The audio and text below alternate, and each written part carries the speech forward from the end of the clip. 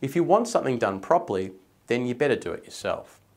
If you have ever heard this, then you may have experienced how frustrating it can be if someone doesn't perform properly or get their work done. But do you think that this means all employees are lazy, foolish, and incompetent? Or is there something deeper going on? One of the biggest mistakes managers or leaders make is to use the same leadership style with all of their employees at all times. But this creates huge problems. In my first professional role, I was placed in an IT department. I was logged into the system and told that the best place to learn was to be thrown in the deep end and to just figure it out. So I fumbled and stumbled and often took forever to figure things out. Should you really throw someone into the deep end? Make them sink or swim? This is really unfair for a new employee who has no experience in a particular area and who has limited knowledge or confidence. Wouldn't it be more helpful for everyone to give very clear instructions or direction? I ended up sitting next to someone who would talk through a topic. I would write down detailed notes, go and attempt the same work, then come back for immediate feedback. They ended up being surprised at how quickly I learned.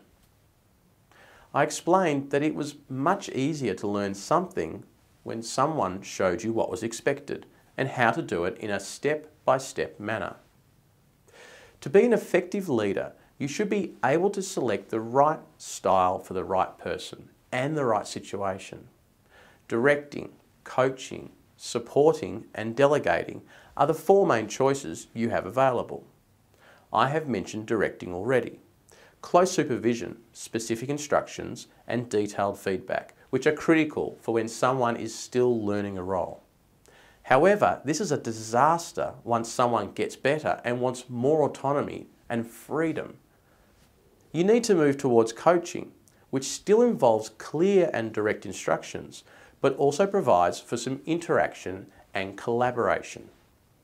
Once an employee is comfortable and familiar in a role, they will benefit more from a supporting style where they're expected to be part of the decision-making aspects, as well as the actual work being performed.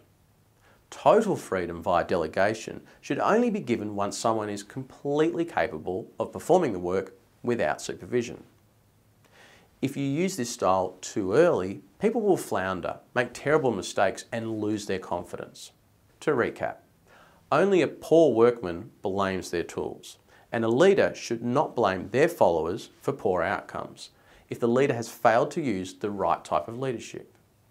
You cannot just have one style: directing, coaching, supporting or delegating. You need to map the right approach to the situation each time.